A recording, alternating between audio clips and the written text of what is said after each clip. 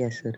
ये कुछ laws of thermochemistry हैं। ये दैट मीन्स ऐसा नहीं है कि ये लॉज आपको पता नहीं है, ये लॉज पता है, बस उनको हमें शब्दों में लिखना है, वर्ड्स देने हैं इनको सब। एक सबसे पहले लेवेजियर नाम के साइंटिस्ट हुए हैं, उन्होंने एक ये लॉ दिया था और इनके अकॉर्डिंग जब कभी किसी कंपाउंड को डिकम्पोज हम करते हैं, ये बहुत एक सिंपल सा लॉ था, सबसे बेसिक लॉ, बहुत पुराना ये लॉ है। Enthalpy of decomposition of a compound is numerically equal to enthalpy of formation of compound with opposite sign. ये अच्छा आपको पता ही है इस बात का। जैसे हम नाइट्रोजन लेते हैं, उसको O2 से रिएक्शन कर देते हैं, NO2 फॉर्मेशन हो जाती है। इसके लिए कुछ डेल्टा H आता है, मान लो डेल्टा H जो है इसके लिए -X है। ये NO2 के बेसिक कॉन्स्टिट्यूएंट है नाइट्रोजन एंड ऑक्सीजन। मैं हाफ N2 कह देता हूँ, 1 O2 कह देता हूँ, तो इसके लिए डेल्टा H X आ गया। तो मैं इस डेल्टा H को क्या बोल सकता हूँ, अगर ये मैंने 25 डिग्री सेल्सियस पर 1 एटमॉस्फेरिक प्रेशर पर कर दिया, तो मैं इसे डेल्टा H फॉर्मेशन स्टैंडर्ड बोल सकता हूं -X। इनका कहना यह था कि अगर रिएक्शन को वो एग्जैक्टली अपोजिट कर दिया जाए, NO2 हीट करने पर या जैसे भी इसे डिकम्पोज कर दिया, तोड़ दिया आपने, -1 mole of N2 plus O2 बना। तो अब इसके लिए जो डेल्टा H की वैल्यू आएगी, अब ये रिएक्शन अपोजिट हो गया ना, अपोजिट हो गया तो इसका साइन हमें चेंज करना होगा, बस वही वैल्यू चल जाएगी, हमें प्रैक्टिकल करने की जरूरत नहीं है, प्रैक्टिकली कैलकुलेट करने की जरूरत नहीं है। अगर हमें ये वाली इक्वेशन प्रैक्टिकली पता चल गई तो ये इक्वेशन हम खुद से लिख सकते हैं, that must be equal to delta H will be equal to, इस रिएक्शन के लिए, सेकंड रिएक्शन के लिए, +X। लेकिन ये नंबर सेम होने चाहिए, ये स्टिक्योमेट्रिक कोफिशिएंट सेम होने चाहिए, ये सेम आएगा, ये NO2 यहां पर सेम है, ये बिल्कुल सेम कंडीशन होनी चाहिए, सेम स्टेट में होना चाहिए। गैसेस है तो ये भी गैसेस होना चाहिए, ये गैसेस है तो ये भी गैसेस होना चाहिए, तब जाकर के ये वैल्यू। तो ये एक सबसे बेसिक लॉ था, शुरुआत थी ये एक थर्मोकेमिस्ट्री की, और ये किसी भी केमिकल रिएक्शन के लिए बात ट्रू थी। इन्होंने तो डिकम्पोजिशन एंड फॉर्मेशन की बात बताई, ये है डिकम्पोजिशन। डिकम्पोजिशन का मतलब होता है किसी मॉलिक्यूल को उसके कॉन्स्टिट्यूएंट पार्टिकल में ब्रेक कर देना। फॉर्मेशन का मतलब होता है किसी मॉलिक्यूल को उसके कॉन्स्टिट्यूएंट पार्टिकल से फॉर्म कर देना, बना देना। फॉर्मेशन एंड डिकम्पोजिशन, ये दो अलग अलग बातें हैं। तो इस लॉ के अकॉर्डिंग जो एग्जाम्पल्स हमारे पास आए, इनफैक्ट ये है जैसे हमने कार्बन प्लस O2 इस CO2, डेल्टा H इसके लिए आ गया। अब हम इसे हीट ऑफ फॉर्मेशन भी कह सकते हैं क्योंकि 1 मोल ही बना है। हम इसे हीट ऑफ कंबशन भी कह सकते हैं कार्बन का, क्योंकि कार्बन का भी 1 मोल इसमें हुआ है बाय डिफॉल्ट, हमने कुछ चेंज नहीं किया, बाय डिफॉल्ट कार्बन का 1 मोल ही इस्तेमाल हुआ है। हमने ये एक इक्वेशन लिख ली। मैं अगर इसे रिवर्स करता हूं, कार्बन डाइऑक्साइड गैस स्टेट में अपने कॉन्स्टिट्यूएंट पार्टिकल्स में, सॉलिड एंड गैस, ये भी गैस है, में टूट जाएगा। तो हमें इस एक्सपेरिमेंट को करने की जरूरत नहीं है, ये तो हमने किया। कैसे किया? एक हमने कैलोरीमीटर लिया होगा, बॉम्ब कैलोरीमीटर जो होता है, उसमें चारों तरफ जैकेट लगी होती है एक, ताकि ये हीट बाहर नहीं निकले। पूरा सिस्टम हो सकता है, आपने कहीं पर ये पढ़ा होगा। कार्बन रखते हैं, फिर 1 ग्राम रखते हैं carbon, 1 gram means 1 mole carbon रखते हैं। 1 मोल कार्बन रखेंगे तो एक्सेस ऑफ ऑक्सीजन से रिएक्शन कराएंगे, सारा रिएक्शन होकर ये इतना जो हीट इवॉल्व हुआ उस हीट को हमने मेजरमेंट कर लिया, वैल्यू डिसाइड करके बता दी हमने कि ये वैल्यू क्या आई। जो वैल्यू डिसाइड करके हमने बता दी है, अब उसके अकॉर्डिंग मैं अपोजिट रिएक्शन की खुद से लिख सकता हूं। अब मुझे इस रिएक्शन को कैरी करने की जरूरत नहीं। ये एक बड़ा यूजफुल स्टेटमेंट था लेवोजियर का। यानी अपोजिट रिएक्शन के लिए बस हमें साइन अपोजिट करना है, लेकिन ध्यान रहे ये रिएक्शन अपोजिट, परफेक्टली अपोजिट होना चाहिए। यानी सारी कंडीशंस वही होनी चाहिए जो यहां पर ली थी। इसके बाद एक और लॉ दिया गया जिसे हम हेसेस लॉ कहते हैं, वो इसी की इलेबोरेटेड फॉर्म थी।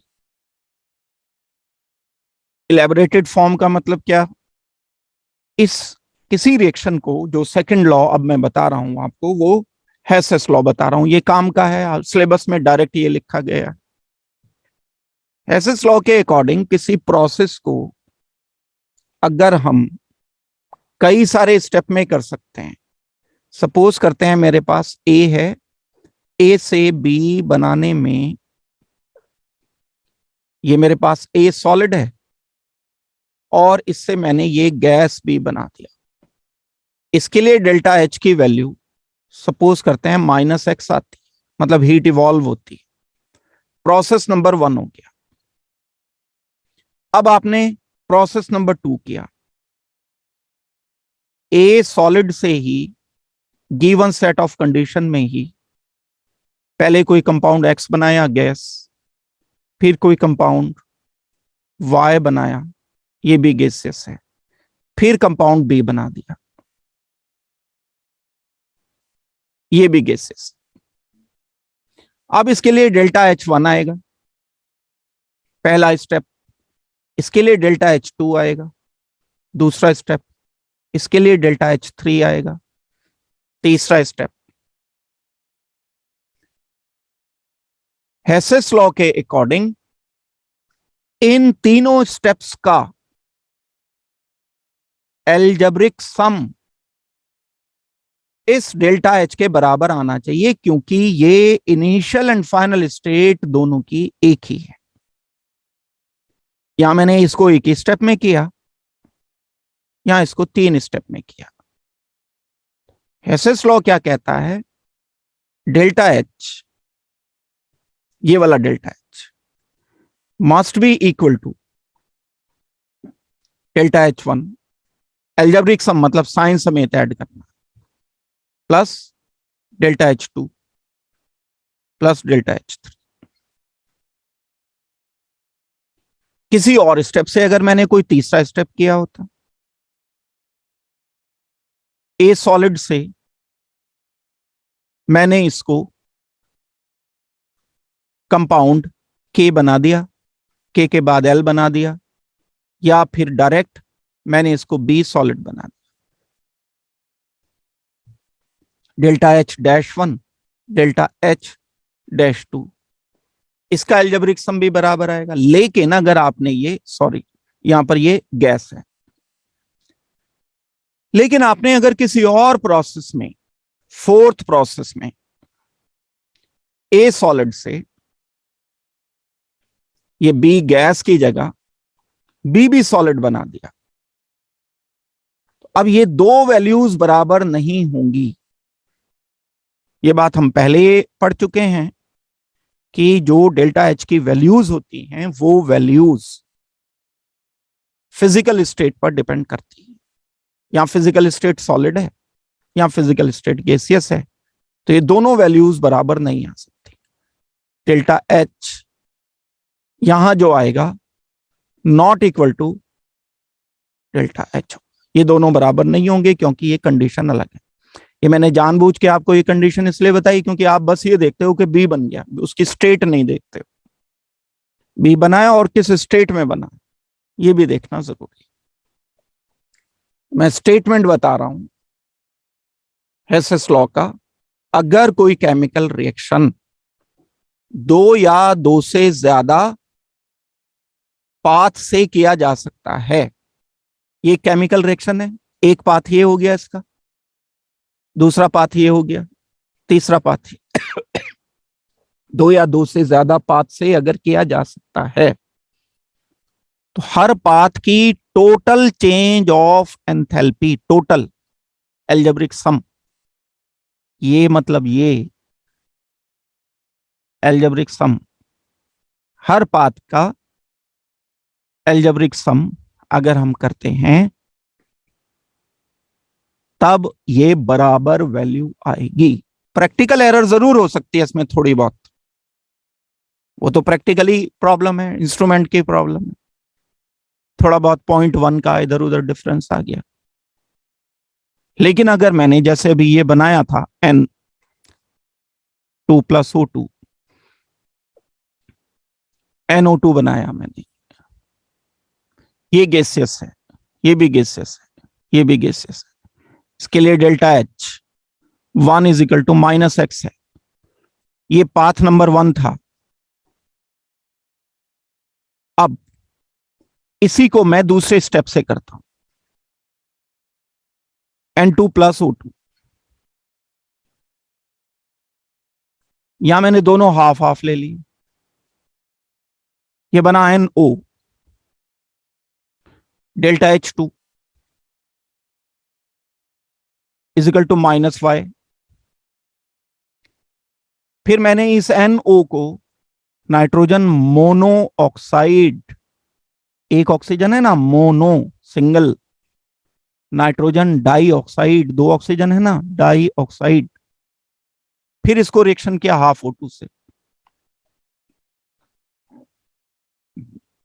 NO2 बन गया, डेल्टा H3 आया, -z हो गया।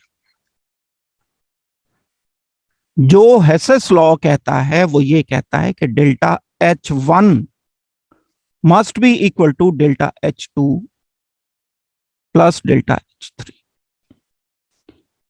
यहां से यहां तक नाइट्रोजन ऑक्सीजन को मिक्स करके मैंने बनाया तो यही। अगर मैं इसका एल्जेब्रिक सम करता हूं, इस इक्वेशन का एल्जेब्रिक सम देखो, सोच के देखो, कौन सी इक्वेशन का सेकंड पाथ का एल्जेब्रिक सम करो, इसका एल्जेब्रिक सम मैं कर रहा हूं। इस NO से NO कैंसिल हो जाएगा जैसे आप अरिथमेटिक में करते हो, ये हाफ NO2 यहां मैंने उतार लिया ऊपर से नीचे, ये भी मैं न्यूमेरिकल में अप्लाई करूंगा, ध्यान रखना इसको। 1/2 N2, हाफ O2 ये 1O2 हो गया, गिव्स NO2 आ गया। अब मैंने क्या किया, इस equation A and equation B को प्लस करके ऐसा कुछ किया, A + B करके ही तो ये वाली रिजल्ट आया मुझे। और ये रिजल्ट क्या है, ये रिजल्ट ऊपर वाली इक्वेशन है, हाफ N2+O2 गिव्स NO2। तो जो मैंने इस इक्वेशन के साथ किया वही इसके डाटा के साथ करना पड़ेगा। ये वाली इक्वेशन लाने के लिए मैंने सेकंड A सेकंड B को ऐड कर दिया। सेकंड A सेकंड B को ऐड करने पर मेरे पास इक्वेशन फर्स्ट आ गई है। इस इक्वेशन फर्स्ट का जो ये -x वैल्यू है, delta H1 must be equal to, क्योंकि मैंने equation second A second B को ऐड किया है तो इसके डेटा को भी मुझे ऐड करना पड़ेगा, delta H2 plus delta H3। यही हेसेस लॉ है बस। अब ये तो मैंने सिंपलेस्ट फॉर्मेट में बताया, कोई इक्वेशन इतनी आसान थोड़ी होगी कि बस दो को ऐड कर दिया सीधे सीधे से। 5 स्टेप में हो रहा है कोई एक डायरेक्ट हो गया, एक 4 स्टेप में हुआ, एक रिएक्शन 3 स्टेप में हो रहा है, एक रिएक्शन 5 स्टेप में हो रहा है। तो 3 वाले का नेट रिजल्टेंट, 5 वाले का net resultant, initial and final state अगर बराबर हैं तो उनके लिए डेल्टा H भी बिल्कुल बराबर आने चाहिए। तो ये वाला जो काम है एल्जेब्रिक सम जो करना है, ये केयरफुली कर। अब हमने तो सीधा कर दिया, कई बार आप जब एल्जेब्रा सॉल्व करते हो तो क्या करते हो, मल्टीप्लाइड भी करते हो। मल्टीप्लाइड बाई 2 करके कर देते हो, डिवाइडेड बाई 2 करके कर देते हो, पूरी इक्वेशन को कर दोगे। अगर पूरी इक्वेशन को 2 से मल्टीप्लाई करना पड़ गया तो इसके डेटा को भी 2 से मल्टीप्लाई करना पड़ेगा। बस ये सिंपल ट्रीटमेंट है अलजेब्रा जिसका पक्का है। इक्वेशन करते हो ना, a plus B is equal to 15, c plus D is equal to 14, ऐसे करके 3 इक्वेशन दे दी, उन्हें सॉल्व करते थे, a की वैल्यू निकालनी है, b की वैल्यू निकालनी है, वही जो 7th 8th क्लास में आप अलजेब्रा करते थे, वही आपको प्रॉपर इस्तेमाल करते हुए हेसेस लॉ फॉलो करना। तो स्टेटमेंट में बता रहा हूं, ये नोट कर लिया ना सबने? हटा दूं इसको मैं सामने से? Yes sir. Yes sir. Hess's law देखो, a chemical reaction can be made to take place in a number of ways, बहुत सारे तरीकों से। एक में डायरेक्ट हो गया, एक में 2 स्टेप हो गया, और in several steps the total enthalpy change is always same. सारे स्टेप्स का अगर हम चेक करते हैं अलग अलग, तो उनका नेट मिला करके, इसका हम अगर एक सिंपल एग्जांपल जो मैं डे 1 से आपको बताता आ रहा हूं, अब यहां ये केमिकल चल रहा है। शुरू में मैंने आपको समझाने के लिए जस्ट हाइट का एग्जांपल ले लिया था। मुझे ग्राउंड फ्लोर से फर्स्ट फ्लोर पर जाना है, सपोज करते हैं, ये सपोज करते हैं 4 मीटर की हाइट है यहां से यहां तक। तो अगर मैं पहले यहां से यहां चला जाता हूं, यहां से फिर दोबारा से इस फ्लोर पे आ जाता हूं, फिर ऊपर चला जाता हूं, फिर यहां पर आ जाता हूं, तो नेट मिला के तो हाइट वही 4 मीटर रहेगी। कोई डायरेक्ट चला गया, किसी ने 5 स्टेप में किया, तो पहले हाइट प्लस हुई, फिर उसमें से माइनस हो गई, फिर प्लस कर ली, फिर माइनस कर ली, तो ग्राउंड से जो नेट हाइट आएगी वो तो अब यहां तो हम हाइट की बात कर रहे हैं, इसमें तो कोई केमिकल बॉन्ड टूटे नहीं, बॉन्ड बने नहीं, यहां सब कुछ केमिकल हुआ है। यहां बॉन्ड ब्रेक हुए हैं, बॉन्ड फॉर्मेशन हुई है, स्टेट चेंज हुई है, गैसियस स्टेट से लिक्विड में, लिक्विड से गैस, गैस से सॉलिड, हो सकता है बीच में कोई आया हो। ये सब प्रोसेसेस को बिल्कुल बहुत बारीक बारीक बातें ध्यान दे करके आपको करनी। ये तो बड़ा एक सिंपल समझने के लिए, यहां से तो हमने इस बात को, लॉजिक को समझा कि 4 स्टेप में किया जाने वाला, 1 स्टेप में किया जाने वाला, नेट रिजल्टेंट सेम निकला सबका। लेकिन यहां हमें हर एक चीज पर ध्यान देना होगा। एग्जाम्पल देखते हैं हम इसमें। Total enthalpy change is independent of intermediate steps, इसका मतलब यही तो हुआ ना।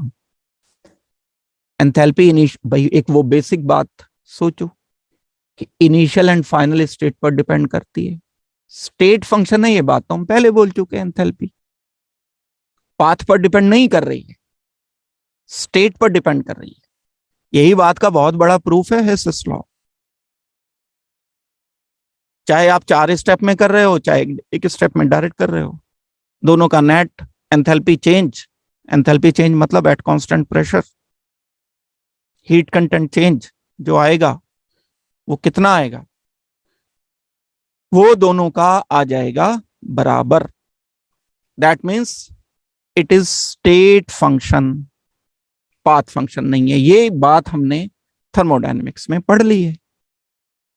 अब जो एक्सपेरिमेंटल वेरिफिकेशन है, हम एक्सपेरिमेंटल वेरिफिकेशन कर सकते हैं। हमें कार्बन डाइऑक्साइड बनानी है, 2 तरह से बना सकते हैं हम। C+, एक तरीका ये C+O2, ये CO हाफ कर दो इसे, फिर CO+, हाफ O2, CO2, या तो 2 स्टेप में कर लो या डायरेक्ट कर दो। इन 2 स्टेप का सम इस डायरेक्ट के बराबर आना चाहिए। प्रैक्टिकली अगर ये बराबर आ गया तो हेसेस लॉ ठीक है। CO2 हमें गैस बनानी है, CO2, C+O2 कि CO2 -94। अब ठीक है, ये मैं इसे हीट ऑफ फॉर्मेशन कह सकता हूं, हीट ऑफ कंबशन भी कह सकते हो, हीट ऑफ रिएक्शन भी कह सकते हो, क्योंकि हर तरह से ये इक्वेशन बैलेंस्ड।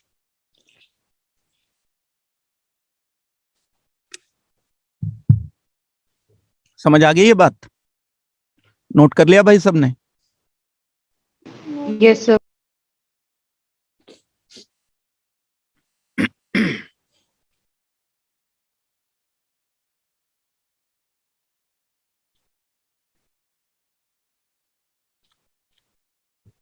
दूसरा मेथड कार्बन डाइऑक्साइड बनाने का, अभी जैसे कि मैंने बताया, हाफ O2 गैसियस लिया, कार्बन मोनोऑक्साइड बना, पहला स्टेप हुआ ये। सेकंड स्टेप मैंने किया, CO को, इसके लिए डेल्टा H की वैल्यू ये आ गई। अब इन दोनों इक्वेशन को, equation number 1 and equation number 2 का सम कर लिया मैंने। इक्वेशन नंबर 1 प्लस 2 एलजेब्रा में जैसे करते, कार्बन मोनोऑक्साइड लेफ्ट हैंड पे है, राइट हैंड पे है, कैंसिल हो जाएगा। भाई ये माइनस में है, ये प्लस में है, नंबर्स का करते हो जैसे इक्वल के इधर उठा के ले आते हो तो माइनस हो जाएगा, minus CO plus CO cancel हो गया। कार्बन सॉलिड और कोई नहीं है लेफ्ट हैंड पर, कार्बन सॉलिड लिख दो। ऑक्सीजन का हाफ मोल है प्लस 1 मोल O2 बन गया, गैसियस है। अब यहां ये गैसेस है तो ये भी गैसेस होना चाहिए, तब ऐड कर सकते हो। ऐसा नहीं है कि कहीं ये सॉलिड दे दिया ये गैस दे दिया, आपने दोनों को उठा के ऐड कर दिया देख करके, O2 देख करके। स्टेट समेत ध्यान रखना, ये वो गलतियां हैं जो बारीक बारीक की जाती हैं। राइट हैंड पे क्या बना, इक्वल टू का साइन आ गया, यहां CO2 कैंसिल हो गया, मुझे CO को CO से कैंसिल करते हुए CO2 गैस लिख देना। अब ये काम मैंने क्योंकि फर्स्ट प्लस सेकंड इक्वेशन यहां किया, तो यही काम मुझे इसके डेटा के साथ करना चाहिए।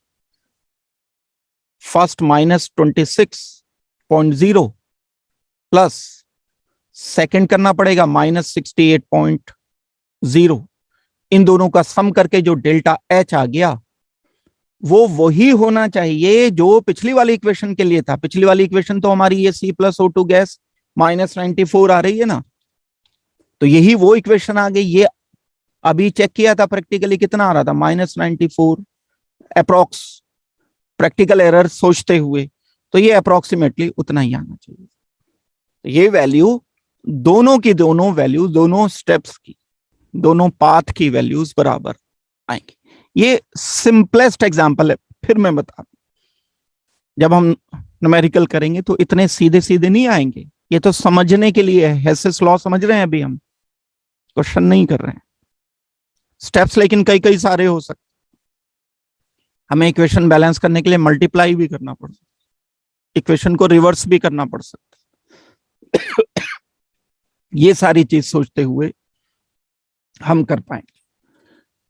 वेल, इसमें हम हेसेस लॉ को प्रूव कर सकते हैं, अप्रोक्सीमेटली उतना ही आ जाएगा। इसमें अगर कुछ चेंज थोड़ा बहुत आ रहा है 0.1 0.2 का, तो वो प्रैक्टिकल एरर है, लेकिन अगर हम अपना एक्सपेरिमेंट और एक्यूरेट कर लेंगे तो ये एरर उतनी ही कम होती चली जाएगी। सोचो, इसमें बताओ मुझे, कोई दिक्कत है, डाउट है कोई तो जल्दी से बोलो। एसएस लॉ का मैंने आपको स्टेटमेंट बता दिया, एक एग्जाम्पल बता दिया, एक एग्जाम्पल और बता करके मैं फिर आपको क्वेश्चंस कराऊंगा एंड इसकी पहले एप्लीकेशंस कराऊंगा हेसेस लॉ की। सारी थर्मोकेमिस्ट्री हेसेस लॉ पर टिकी हुई है, वो तो हमने डेफिनेशन समझने के लिए किया था, यानी ये सारा समझ आ जाए इसलिए डेफिनेशंस की थी। मेन पार्ट यही है, हेसेस लॉ ही है। बोलो भाई, कोई डाउट किसी को? No, sir. समझ आ गया सबको बच्चों?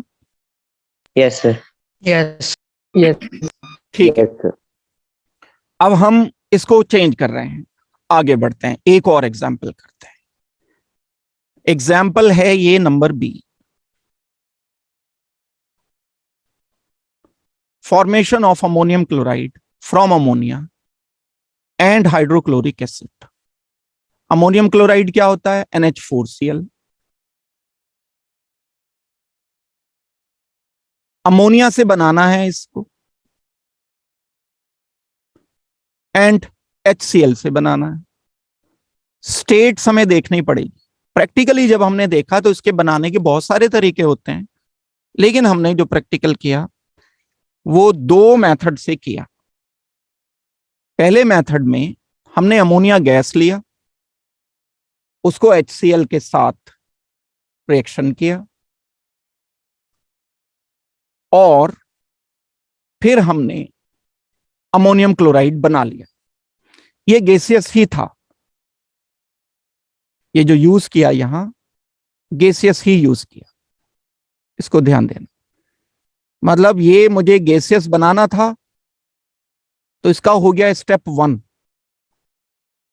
और इसके लिए डेल्टा H की वैल्यू जो आ गई है वो डेल्टा H की वैल्यू हमने -42 पॉइंट, ये प्रैक्टिकली चेक किया गया, दी गई, दैट मीन्स ये वैल्यू हमें गिवन है। जब अमोनिया गैस के 1 मोल को HCl गैस के 1 मोल के साथ रिएक्ट करते हैं तो अमोनियम क्लोराइड का गैसियस 1 मोल बन जाता है, इसमें -42.2 एनर्जी लिबरेट कर जाती है। अब मैंने इसको गैसियस को क्या किया? वाटर के साथ, तो ये एक्वस बन जाएगा। इसमें ये एनर्जी चाहिए मुझे बाहर से देनी पड़ी, तब अगर मैं इन दोनों इक्वेशन का अलजेब्रिक सम करता हूं, अमोनिया लिया मैंने, ये अमोनिया, ये वाला HCl गैसियस, HCl गैसियस, ये एक्वस मतलब वाटर लिख दिया मैंने। Ammonium chloride gaseous, ammonium chloride gaseous तो कैंसिल हो गया, तो राइट हैंड पर क्या बचा? तो मैंने इक्वेशन नंबर 1 इक्वेशन नंबर 2 को ऐड करके क्या रिजल्ट लिखा? 1 + 2 का रिजल्ट मिल जाना चाहिए मुझे -42.2 प्लस, ये वैल्यू प्लस ही है, +4, ये रिजल्ट यहां पर मिलेगा। वो रिजल्ट मैंने लिख लिया, इन दोनों को प्लस किया मैंने, नेट वैल्यू ये आ गई -38.2 किलो कैलोरी। मेथड नंबर 1 को मैंने सेव करके रख लिया अपने पास कि इसके लिए जब हम अमोनिया गैस HCl गैस को एक्वस अमोनियम क्लोराइड में कन्वर्ट करते हैं तो हमारे पास -38.2 किलो कैलोरी एनर्जी लिबरेट करती है। अब मेथड नंबर 2 किया, हमने डायरेक्ट यहां HCl गैस नहीं लिया, पहले अमोनिया का एक्वस सॉल्यूशन बनाया, उसमें डेल्टा H कुछ लिबरेट हुई, ammonia plus water gives delta H, ये डेल्टा H लिबरेट हो गई। अब मैंने इस एक्वस अमोनिया को दूसरा स्टेप किया, HCl गैसियस को एक्वस HCl से रिएक्शन किया, एक्वस से रिएक्शन किया, वाटर से रिएक्शन किया, एक्वस HCl बनाने के लिए, तो इसमें -17.3 एनर्जी लिबरेट हुई किलो कैलोरी। अब इन दोनों को कंबाइन कर दिया, दोनों एक्वस हैं तो एक्वस अमोनियम क्लोराइड बन जाएगा। इसके लिए डेल्टा H मेजर कर लिया मैंने, इसके लिए प्रैक्टिकली डेल्टा, ये 3 एक्सपेरिमेंट अलग किए, equation number A, equation number B, equation number C। अब अगर मैं इन तीनों को A + B + C कर देता हूं, A + B + C, ammonia gas aqueous, यहां ammonia aqueous cancel, HCl aqueous cancel, ammonia gas plus HCl gas will finally give you ammonium chloride aqueous. वो इक्वेशन आ गई ऊपर वाली। यहां नीचे क्या बचा? नीचे जो बचा ammonia gas plus HCl gas plus aqueous, ये वाला भी तो बचा, वाटर मींस वाटर। यही इक्वेशन बनी जो पहले बनी थी, फर्स्ट सेकंड को ऐड करके, वो ये BC को ऐड करके बनी, मींस इसका डेटा भी सेम आना चाहिए। जब हम इसका डेटा चेक करते हैं प्रैक्टिकली तो अप्रोक्सीमेटली इक्वल ही आता है। ये जो एरर आई है 0.2 की, ये प्रैक्टिकल एरर है, ये एक्सपेरिमेंटल एरर। हम जितने भी एक्सपेरिमेंट करते हैं इसी तरह से, तो उनके नेट रिजल्ट मोर और लेस इसी तरह से आते हैं। ये वाली बात समझ आ गई है सबको?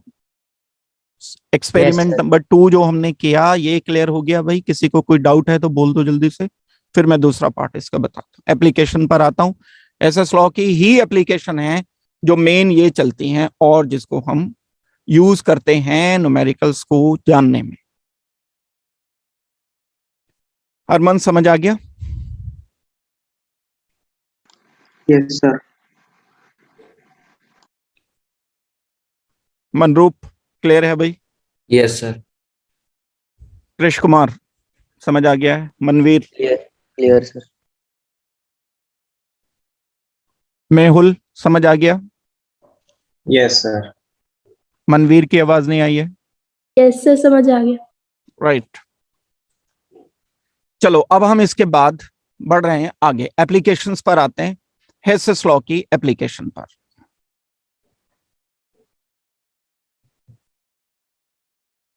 जो हमारा हेसेस लॉ है उसको हम किस तरह से सोच सकते हैं?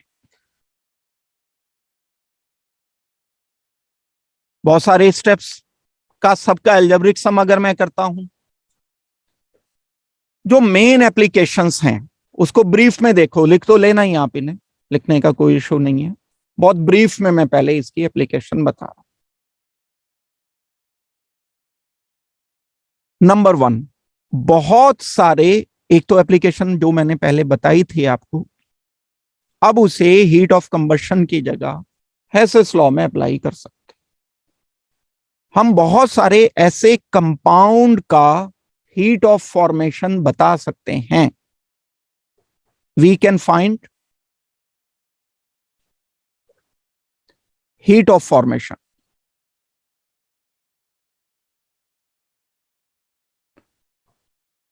ये क्या लेकिन नई बात हुई?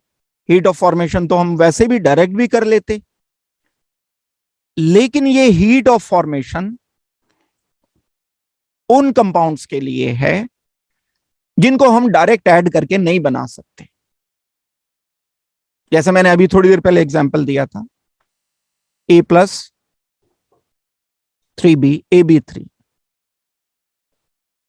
मान लो प्रैक्टिकली ये बनाया जाना पॉसिबल नहीं है और आपको ये क्वेश्चन दे दिया कि AB3 की हीट ऑफ फॉर्मेशन क्या है, तब आप कोई और स्टेप्स लोगे, अलग अलग इक्वेशन करोगे।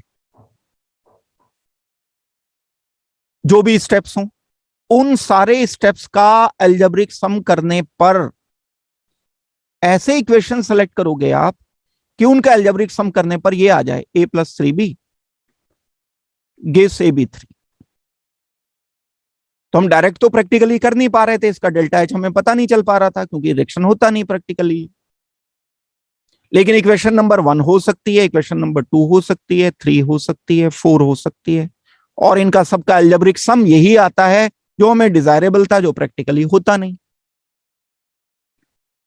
तो जो इनके डेटा के साथ, जो इसको मैंने अलजेब्रिक सम करके किया है, अलजेब्रिक सम का मतलब प्लस भी कर सकता हूं मैं, माइनस भी कर सकता हूं, मल्टीप्लाई भी कर सकता हूं किसी नंबर से। जो हमने in first second third fourth का अलजेब्रिक सम किया है वही मैं इसके डेल्टा एच के साथ कर देता हूं। Delta H1, delta H2, delta H3, delta H4। वो वैल्यू जो आई वो उस रिएक्शन के लिए आ गई जो प्रैक्टिकली संभव नहीं था, जिसको हम देख नहीं पा रहे थे कि इसके लिए डेल्टा एच कितना हो सकता है। तो हम ऐसे केमिकल रिएक्शन के लिए जो डायरेक्टली किए जाने पॉसिबल नहीं होते, उन रिएक्शन के लिए हम किन्हीं और डेटा से अलजेब्रिक सम करते हुए बना सकते हैं एक इक्वेशन, और इस इक्वेशन की वैल्यू को यहां पर रख सकते हैं। एक बात तो ये होगी। नंबर 2, अभी मैं इसको लिखा भी दूंगा, आपको प्रॉपरली लिखा दूंगा। सेकंड जो बात है वो क्या है?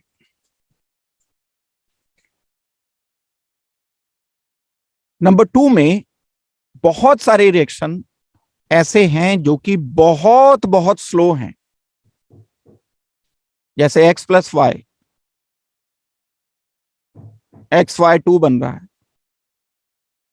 Late, and it is extremely slow reaction.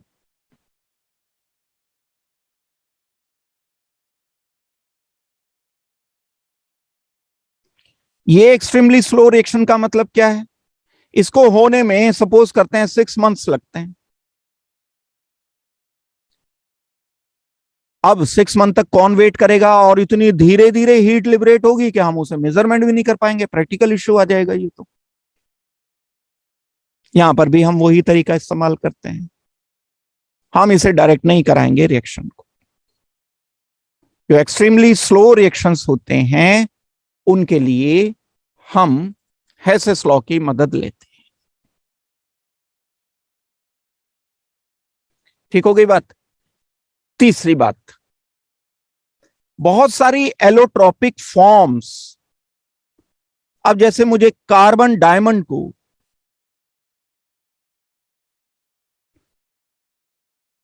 Carbon graphite में कन्वर्ट करना है, इसकी कंडीशन बड़ी टफ कंडीशंस होती हैं कन्वर्ट करने की.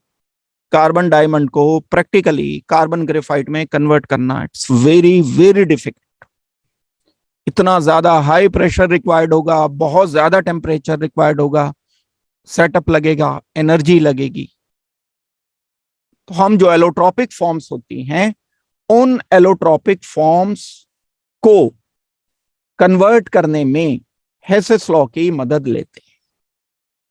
एक एलोट्रॉपिक फॉर्म को दूसरी एलोट्रॉपिक फॉर्म में कन्वर्ट करने में हम इस्तेमाल कर रहे होते हैं हेसेस लॉ.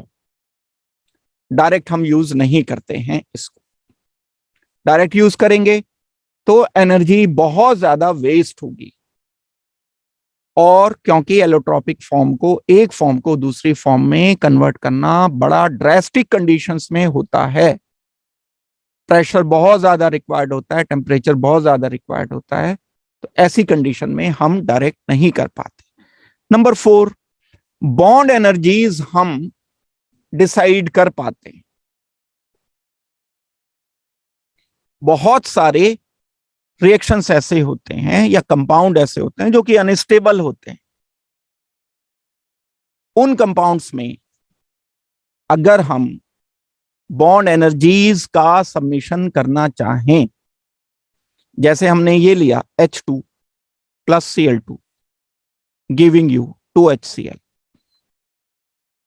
हाफ कर दो इसको, 1/2 1/2, ये 1/2 यानी 1 मोल हो गया, ये कैंसिल हो जाएगा. तो इसके लिए डेल्टा H आ गया. अगर मुझे डेल्टा H पता है तो इसकी bond enthalpy, H and Cl की बॉन्ड एनर्जी या एंथैल्पी कांस्टेंट प्रेशर पर, Cl एंड Cl की bond enthalpy, H and H की बॉन्ड एंथैल्पी के समीशन के डिफरेंस को ही तो कहते हैं हम. तो ये डेल्टा H यानी हीट ऑफ रिएक्शन या heat of formation of HCl. क्या लिखूंगा मैं यहां? ये heat of formation of HCl must be equal to, ये जो प्रोडक्ट की बॉन्ड एंथैल्पी है, ये summation of bond enthalpy of product minus submission of bond enthalpy of reactants. Submission of bond enthalpy of reactant क्या हो गई? H reactant. मान लो practically ये मैंने कैलकुलेट कर लिया, ये मुझे पता था, ये मुझे HCl पता था, Cl2 का पता था, H2 की बॉन्ड डिसोसिएशन एनर्जी नहीं पता थी. तो मैं इस H2 की बॉन्ड डिसोसिएशन एनर्जी यहां इस इक्वेशन से पता कर सकता हूं। कैसे? हीट ऑफ फॉर्मेशन मैंने प्रैक्टिकली चेक की, HCl का डेटा मुझे पहले से पता था, Cl2 का डेटा रिएक्टेंट में से एक का पता था, दूसरे का मुझे मालूम करना है, ये मैंने x रख करके इस इक्वेशन से मालूम कर लिया। एक एप्लीकेशन इसकी ये है कि हम बॉन्ड एनर्जीज का सबमिशन करते हुए किसी एक अननोन बॉन्ड डिसोसिएशन एनर्जी या बॉन्ड एनर्जी की कैलकुलेशन कर सकते हैं। अभी फिलहाल ये 4 बताई मैंने, इन 4 में बताओ और भी हैं, इन 4 में कोई दिक्कत है तो बताओ पहले मुझे आप, फिर हम बाद में और करेंगे डिस्कस। ये 4 एप्लीकेशंस मैंने हेसेस लॉ की बताई। अब इन पर हर एक पर एक एक न्यूमेरिकल करेंगे तो ये कंसेप्ट और आपको क्लियर। इन हर एक पर सेकंड नंबर बता दो सर।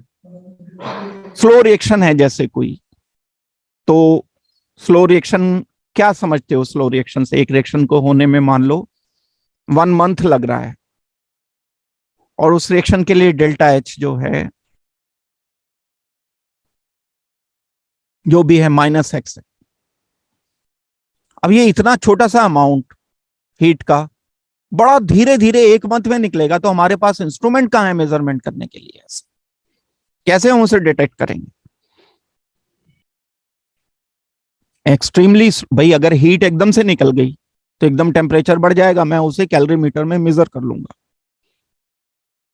लेकिन अगर मान लो 50 किलो कैलोरी हीट 1 मंथ में निकली तो 1 घंटे में कितनी निकलेगी? वो तो ना के बराबर होगी।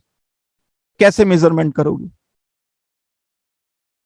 तो ये बड़ा डिफिकल्ट होगा मेजरमेंट करना, पॉसिबल नहीं है। एक्सट्रीमली स्लो रिएक्शंस के लिए, यानी जिनकी स्पीड कम है रिएक्शंस की, रिएक्शन हम क्या करते हैं, जैसे हमने ए लिया, बी लिया, एक डायमेंशन टाइम भी तो है ना, ए बी बन गया।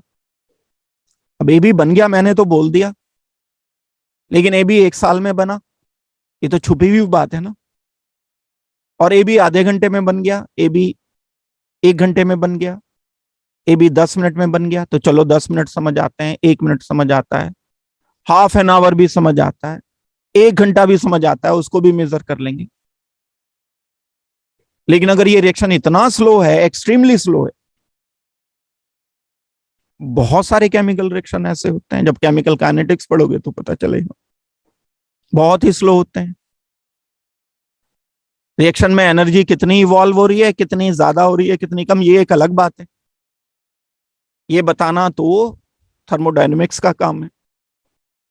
रिएक्शन की स्पीड क्या है, ये बिल्कुल इससे इंडिपेंडेंट है कि उसमें कितनी एनर्जी लिबरेट हो रही है, कितनी ज्यादा कितनी कम, बिल्कुल इंडिपेंडेंट है इससे। रिएक्शन की स्पीड एक अलग चीज है, रिएक्शन का काइनेटिक एक अलग चीज है। एक्सट्रीमली स्लो रिएक्शंस के लिए जो प्रैक्टिकल प्रॉब्लम आती है उसके लिए हम यूज करते हैं यहां हेसेस लॉ। डन हो गई बात भाई? Yes sir. ये 4 पॉइंट क्लियर हैं सबको? सर हम्म सर हेसिस लॉ में सर हम बी प्रोडक्ट को ए से इंडायरेक्टली बनाते हैं सर, फिर फोर्थ कैसे एप्लीकेशन बन गया इसका? पता लगा फोर्थ एप्लीकेशन कैसे?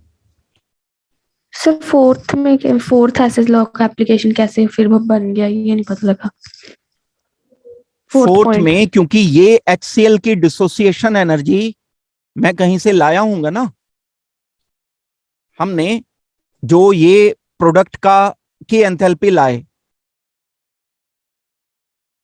यानी हमने फॉर्मेशन की होगी इस Cl2 की, इनके कॉरेस्पॉन्डिंग एलिमेंट से बॉन्ड एनर्जी रखी होगी, फिर उसके बाद ये इक्वेशन एक बनाई। मैंने तो डायरेक्ट लिख दिया यहां, ये डेल्टा H जो डायरेक्ट लिख दिए, डायरेक्ट ना लिखने के कारण भी ये कहीं ना कहीं से तो बनाए होंगे। मुझे ये एल्जेब्रिक सम मुझे इसका रिक्वायर्ड है, और ये भी हेसेस लॉ की एक फॉर्म ही है। आप ऐसा ना समझो कि मुझे 4 इक्वेशन हमेशा ऐड ही करनी है।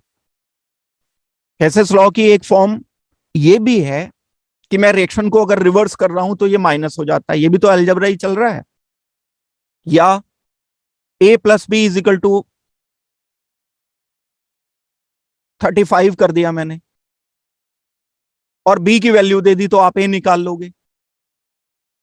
तो ये भी हेसिस लॉ का ही एक फॉर्मेट है, सिर्फ एल्जेब्रिक सम की ही बात नहीं है।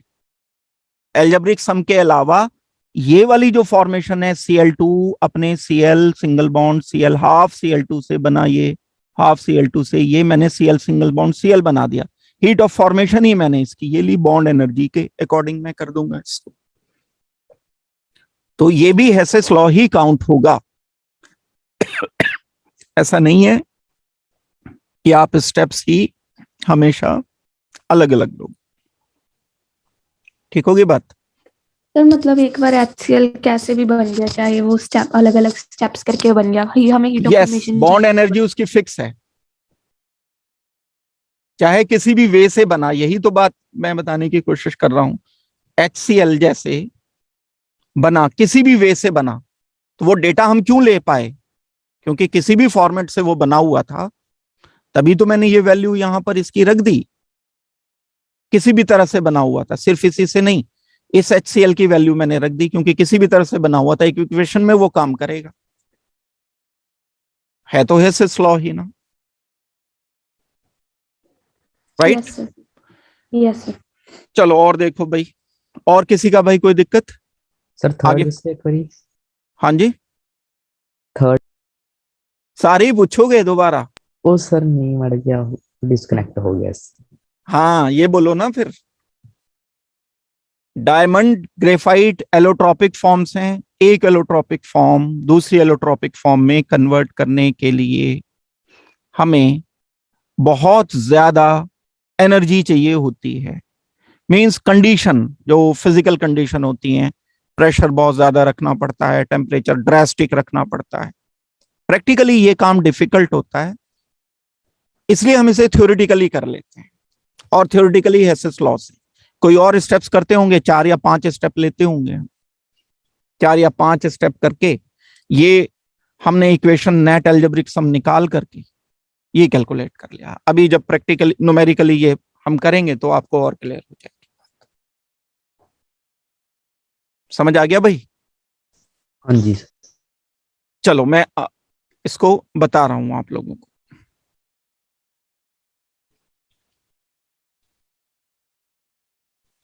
हेसिस लॉ की मैंने डेफिनेशन आपको लिखा दी है, ये मत लिखना, लिख नहीं पाओगे, ये पुट्ठा हो गया। ये वही है, delta H reaction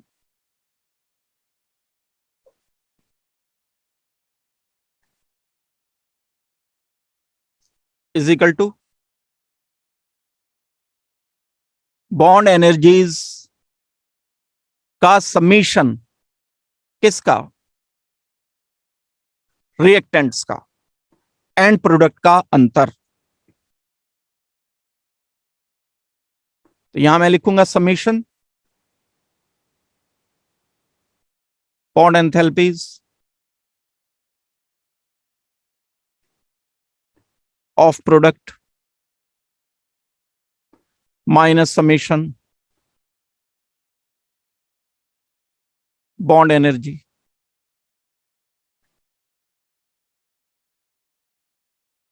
of reactant, bond enthalpy.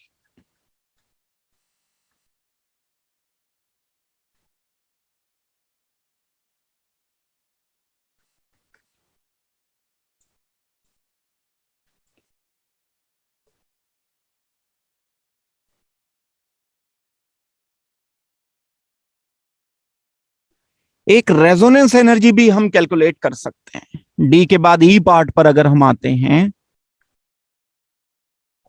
एक होता है रेजोनेंस एनर्जी, ये जब हम कभी डिटेल पढ़ेंगे रेजोनेंस की, तो रेजोनेंस एनर्जी की कैलकुलेशन करने में इसका इस्तेमाल किया जा सकता है। डिटर्मिनेशन ऑफ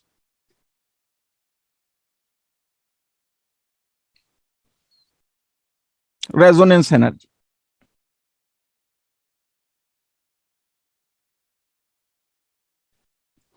एक हम लैटिस एनर्जी का, वही है सारी चीजें, अब आप कुछ भी बोल दो इसमें, बढ़ा सकते हो उसे, बस मैं तो वो समझाने के लिए 3 4 5 पॉइंट, लेकिन है अल्टीमेटली एक ही बात। लैटिस एनर्जी प्रैक्टिकली बड़ा डिफिकल्ट होता है भाई। किसे कहते हैं लैटिस एनर्जी? मैंने डेफिनेशन क्लास में बता रखी है, बताओ चलो। How can you define lattice energy? ये कब बताइए? क्यों भाई? दीपक? ऐसे ब्लॉक से हाँ, नहीं एस में तो बताइए है क्या? सर जो सॉलिड नु गैसियस कौन स्टेट या गैसियस स्टेट च बदलने बॉन्ड तोड़ना उन एनर्जी कितनी देनी? Right. 1 mole of final solid. 1 mole gaseous state में जब कोई आयंस को कंबाइंड करके हम सॉलिड स्टेट में कन्वर्ट करते हैं तो जो अमाउंट एनर्जी का लिबरेट होता है that is called as lattice energy. ये प्रैक्टिकली कई बार डिफिकल्ट होता है क्योंकि परफेक्ट लैटिस बनाना, सोचना बड़ा डिफिकल्ट होता है, तो हम इसको अलग अलग स्टेप में तोड़ करके कर लेते हैं। पहले हम उसे लिक्विड में ले आए, गैसियस स्टेट के आयन को, जैसे ए पॉजिटिव है, ए पॉजिटिव को गैसियस से डायरेक्ट सॉलिड में लाने की जगह पहले हमने ए पॉजिटिव एक्वस कर लिया, ए पॉजिटिव एक्वस को फिर हमने ए पॉजिटिव सॉलिड कर लिया, फिर बी ले आए, इनका सम कर दिया, इनका सम कर दिया, नेट मिला करके ए पॉजिटिव गैसियस से ए पॉजिटिव सॉलिड या ए बी तक मैंने कर दिया, तो लैटिस एनर्जी हम कैलकुलेट कर सकते हैं। ये बिल्कुल क्लियर तब होगा जब हम क्वेश्चंस करेंगे, मीन्स अभी तो मैं थ्योरी बता रहा हूं ना, दिमाग में रखनी है बस ये बात। डिटर्मिनेशन कर सकते हैं हम लैटिस एनर्जी का। वेल, एक तो ये बात हो गई। एक बात और मैं आपसे पूछना चाहता हूं, ये इसी को अगर मैं इस वाली पार्ट को अगर थोड़ा एलेबोरेट करूं, ये तो मैंने 4 5 पॉइंट आपको बता दिए, डिटर्मिनेशन ऑफ रेजोनेंस एनर्जी, और एक और मैंने एफ पॉइंट क्या लिखा है आपको, डिटर्मिनेशन ऑफ लैटिस एनर्जी।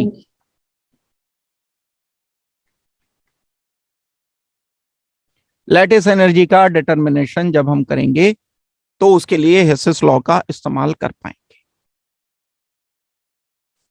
अब हम एक थोड़ा सा डिस्कशन, ये एक जो आपने बॉन्डिंग में पढ़ रखा है कि हम बॉन्ड एंथैल्पी किसे कहते हैं, वो थोड़ा सा जानना जरूरी है, क्योंकि उसका जो एग्जैक्ट डेफिनेशन है वो यहां पर अगर किसी को नहीं पता है तो बड़ा कंफ्यूजन इसमें रहता है। सर स्लाइड दिखा दो प्लीज।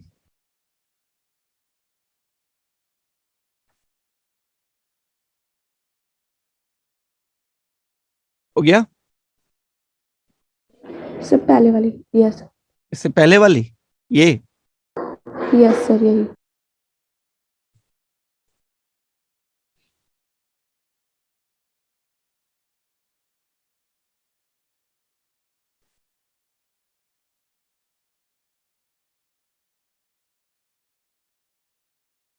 हो गया भाई? यस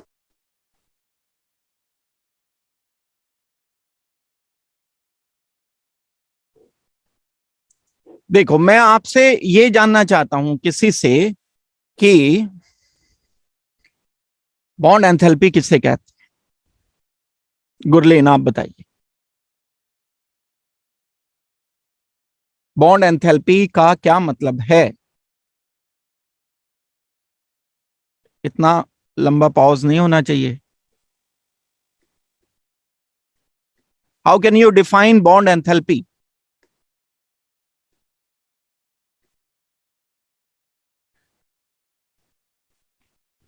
गुरलीन सुन रहे हो आप मुझे?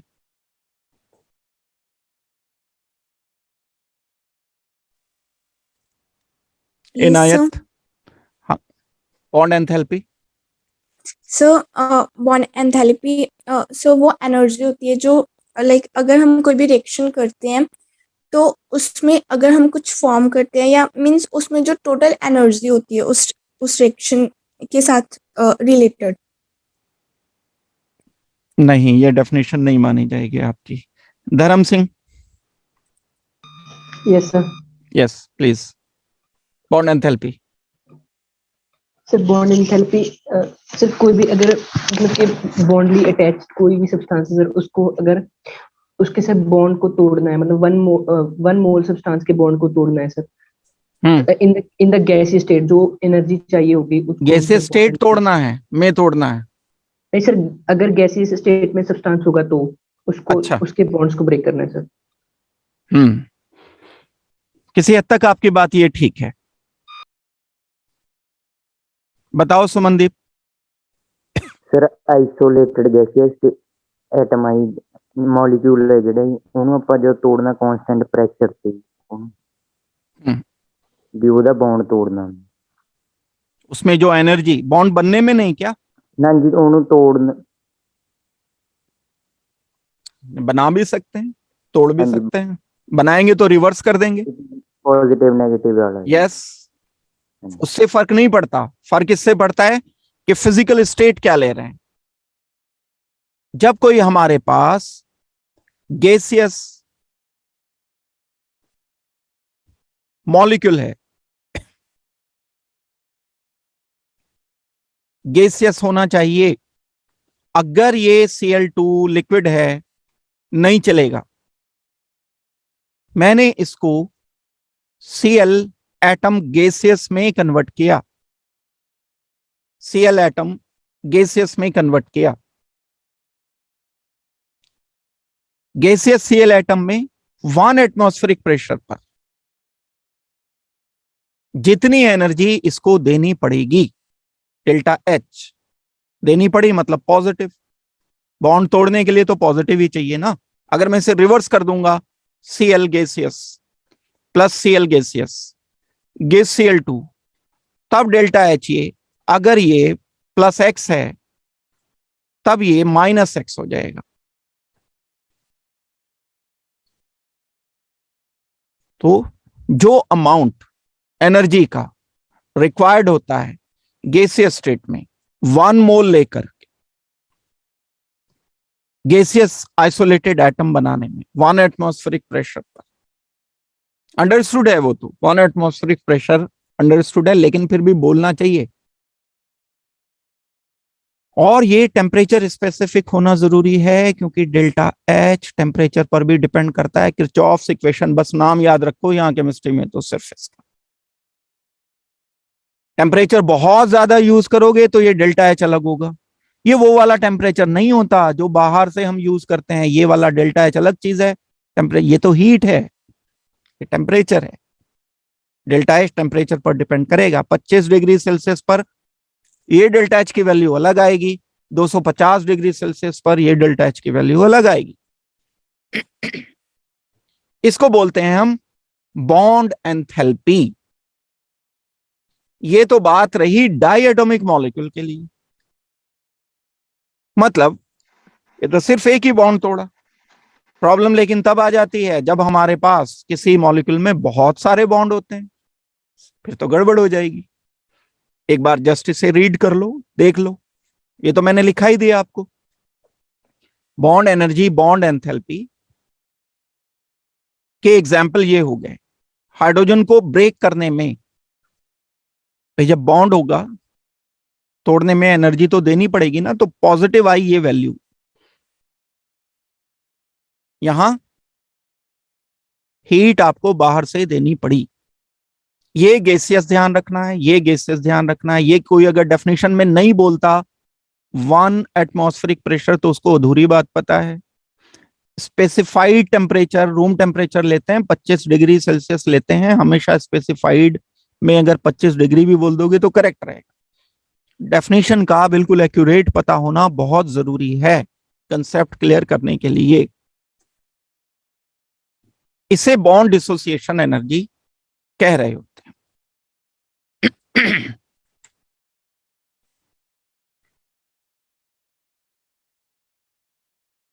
समझ आ गई बात? ये चेंज कर दूं भाई slide? No sir.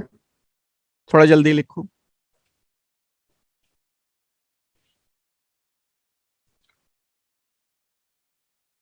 Bond dissociation करने में जो एनर्जी रिक्वायर्ड है या मैं इसे कैसे बोल सकता हूं, जब मैंने गैसियस एटम को कंबाइन करके एक मोल गैसियस बनाया किसी मॉलिक्यूल का, तो जो एनर्जी लिबरेट हुई एग्जैक्टली बराबर होगी वो एनर्जी।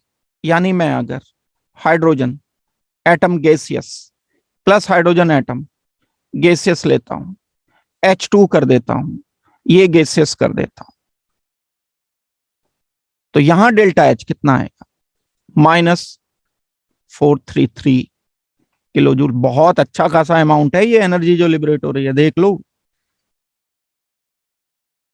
हाइड्रोजन, ये वहीं हाइड्रोजन वाले चैप्टर में ऑक्सी फ्लेम की तरह से यूज करते हैं हम इसको। जब दो हाइड्रोजन को कंबाइन करते हैं तो huge amount of energy liberate होता है बॉन्ड बन जाने के कारण।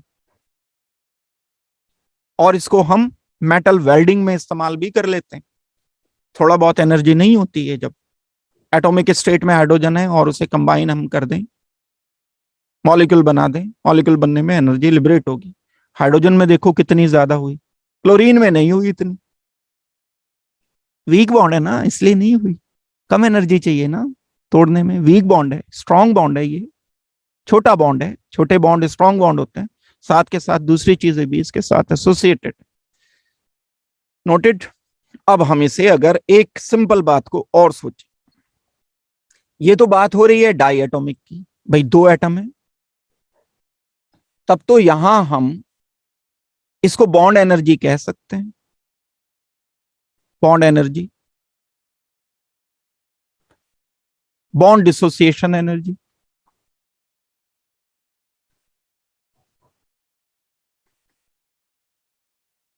लेकिन अगर हमारे पास कोई मॉलिक्यूल कई सारे बॉन्ड से बना हुआ है, जैसे CH4 है, अब मैं इसको इसके कॉन्स्टिट्यूएंट पार्ट्स में तोड़ूंगा, 4H हाइड्रोजन एटम अलग हो गए, 4 बॉन्ड तोड़े मैंने, एक कार्बन अलग हो गया। डेफिनेटली गैसेस लेना पड़ेगा, ये गैसेस लेना पड़ेगा, ये गैसेस लेना पड़ेगा। अब ये एक बॉन्ड थोड़ी तोड़ा, मैंने 4 स्टेप किए। यहां 4 स्टेप कैसे किए, पहले CH4 लेकर एक बॉन्ड तोड़ा, CH3 प्लस एक H किया, इसके लिए डेल्टा H1 आया। फिर मैंने CH3 का एक और बॉन्ड तोड़ दिया, CH2 प्लस H आ गया। गैसियस अंडरस्टूड है, बार बार नहीं लिख रहा हूं मैं, ये डेल्टा H2 आ गया। डिफरेंट होगा प्लीज, एक ही नहीं कि मैंने यहां भी कार्बन हाइड्रोजन तोड़ा, यहां भी कार्बन हाइड्रोजन तोड़ा।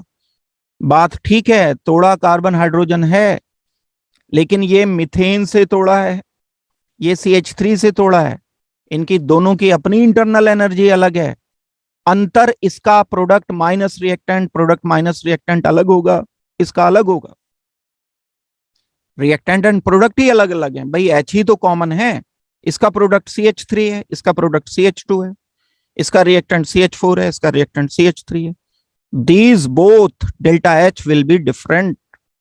पहला हाइड्रोजन तोड़ने में अलग एनर्जी, दूसरा हाइड्रोजन तोड़ने में अलग एनर्जी, तीसरा हाइड्रोजन तोड़ने में अलग एनर्जी, चौथा हाइड्रोजन तोड़ने में अलग एनर्जी। अब क्या करें, हम तो उलझ गए इस चक्कर में। क्या करें, कार्बन हाइड्रोजन का तो, लेकिन मीथेन का अब मैं अलग अलग थोड़ी करूंगा। यहां हम एक अप्रोक्सीमेशन ये करते हैं कि हम इसकी एवरेज कार्बन हाइड्रोजन की, जो सबका सम करके डिवाइडेड बाय 4 कर देते हैं, एवरेज ली जाएगी bond energy. Average bond dissociation energy बहुत सारे मॉलिक्यूल्स में ली जाती है। जैसे हम मीथेन के केस में, वाटर के केस में, आपने ये बात केमिकल बॉन्डिंग में ढंग से अच्छी तरह से बिल्कुल पढ़ी होगी। वेल, एक तो ये बात हो गई, बॉन्डिंग की बात है, तो इसलिए मैं इसको जस्ट एक बार इसे रीड कर लो और इसमें से मेन पॉइंट लिख लो, सारा जरूरत नहीं है लिखने की, मेन पॉइंट। इसके 2 एग्जांपल्स में बताऊंगा, वो डेटा आपको ध्यान रखने पड़ेंगे। बॉन्ड डिसोसिएशन एनर्जी वाटर के लिए एवरेज होगी, मीथेन के लिए एवरेज होगी, अमोनिया के लिए एवरेज होगी। अगर कभी क्वेश्चन है आपका, bond energy of carbon hydrogen in methane is basically equal to average bond energy of CH4। चीजों को आसान बनाने के लिए हम ऐसा कर लेते हैं, लेकिन ये अपने आप में क्वेश्चन ही ठीक नहीं है कि CH की बॉन्ड एनर्जी, कौन से वाले CH की, पहले वाले की अलग, दूसरे की अलग, तीसरे की अलग, चौथे की अलग। लेकिन डेटा में, एक्यूरेट डेटा में, जब हमें टेबल में कार्बन हाइड्रोजन की डिसोसिएशन दी जाएगी, सबकी बराबर दी जाएगी। सचमुच में नहीं होती बराबर। क्यों बराबर दी जाती है? क्योंकि हम कार्बन हाइड्रोजन की सिंगल बॉन्ड की डिसोसिएशन एनर्जी को अगर अलग अलग रखेंगे फिर तो बड़े कंफ्यूजन क्रिएट हो जाएंगे। और कोई इशू भी नहीं, एवरेज लेने में कोई दिक्कत भी नहीं आती। तो एवरेज डिसोसिएशन, क्योंकि हमें तो चीजों को स्टैंडर्डाइज करना है, तो जहां भी मॉलिक्यूल डाई एटॉमिक से बढ़कर try atomic, tetra atomic, poly atomic होगा, वहां हम एवरेज बॉन्ड डिसोसिएशन एनर्जी की बात करेंगे। हो गया भाई?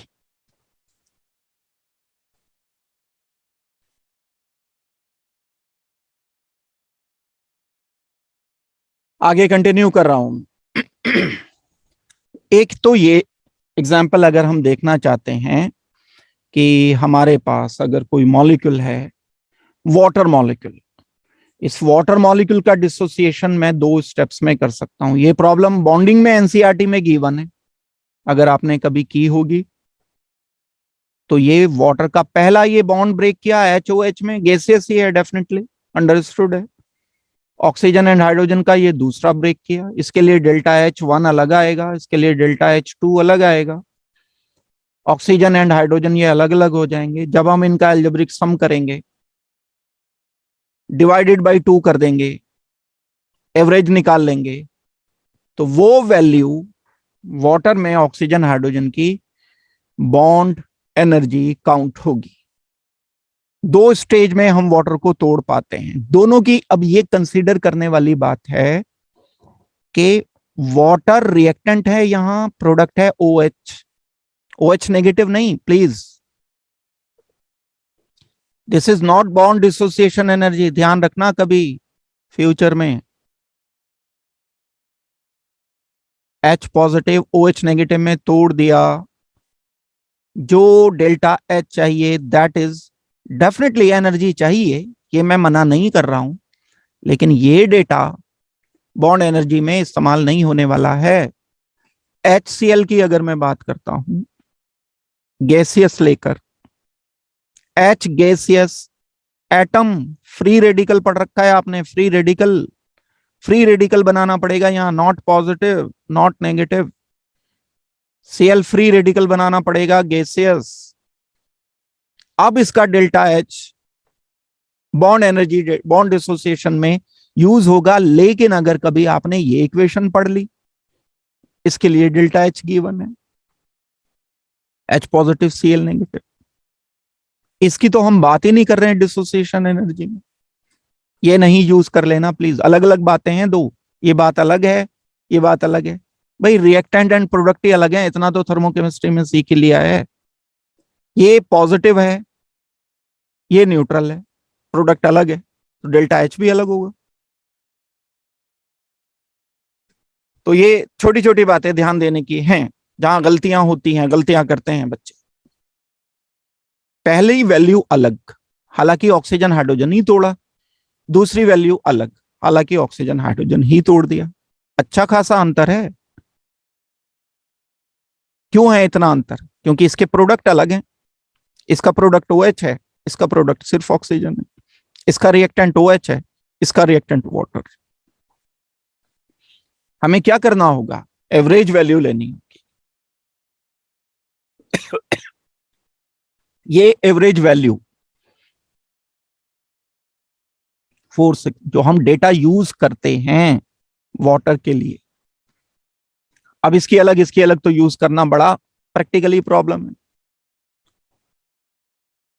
हम इसका एवरेज ही यूज करते हैं, इसको और इसको बराबर मान करके चलते हैं हम, ये और ये दोनों बराबर।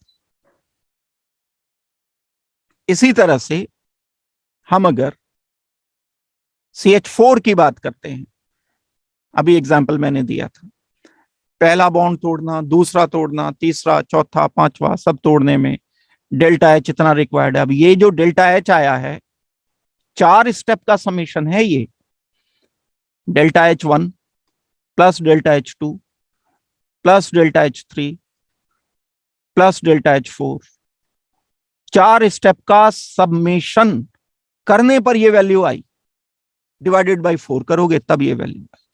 इतनी एनर्जी देनी पड़ेगी हर एक बॉन्ड को तोड़ने में। लेकिन ये डेल्टा H1 अलग है, पहला कार्बन हाइड्रोजन तोड़ना अलग, दूसरा, तीसरा, चौथा। ये कंसेप्ट आपको सीखना होगा एवरेज अगर कैलकुलेट करना है। तो मीथेन के लिए कार्बन हाइड्रोजन की bond energy in fact average bond dissociation energy है। मीथेन के लिए ये वैल्यू, वाटर के लिए ये वैल्यू क्या आएगी? ऑक्सीजन हाइड्रोजन की डिसोसिएशन एनर्जी का एवरेज आएगी।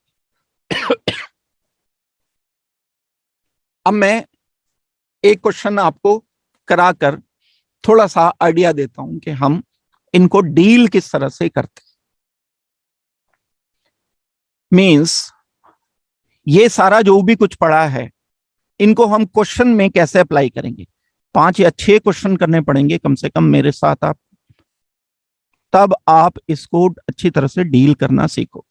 एकदम से नहीं आएगा कि बस आपने ये थ्योरी पढ़ ली तो बस आ गया, अब चलकर करके भी तो देखना पड़ेगा ना।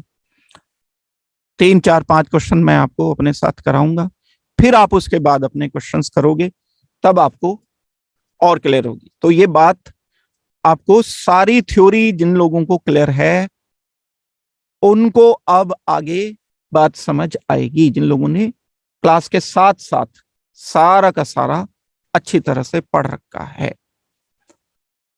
देखो,